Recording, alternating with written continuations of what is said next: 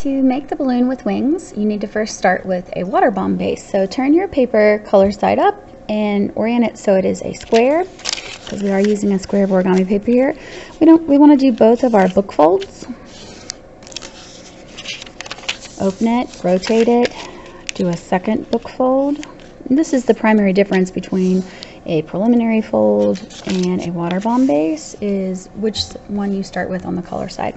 So now we have valley folds. We want to flip that over so that the white side is up, and we now have mountain folds, and we want to make 2 diagonal creases. Remember, line up your corners, come down through the middle, press out to the sides.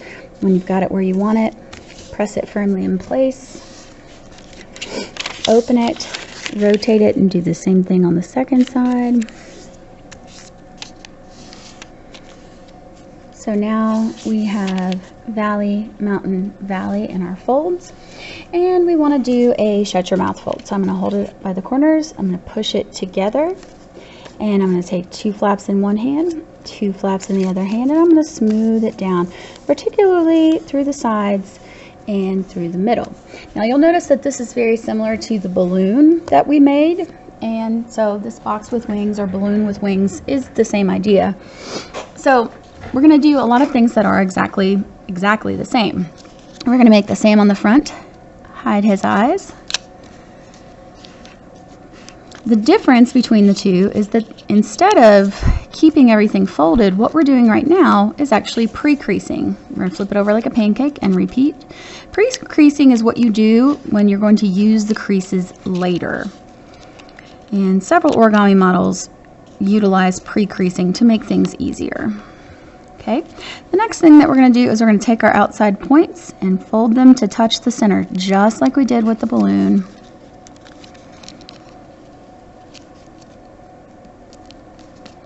Flip it over like a pancake, and we're going to do the same thing. Now this is where the similarities between the balloon and the box with wings, or the balloon with wings, ends. Everything that we just did was pre-creasing, so we're going to unfold our model back to that water bomb base, or the triangle base. So I've got everything here unfolded like so. I'm going to keep my model with the pointy part pointing towards me.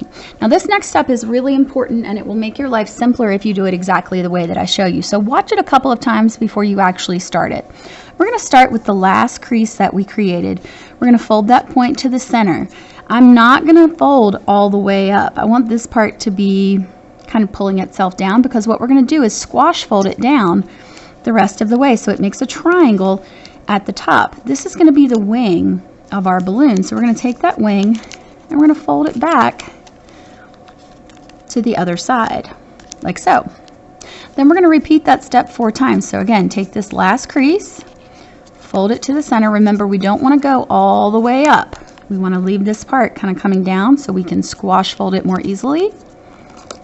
Then we're going to take our wing and bend it back. So we've done one side.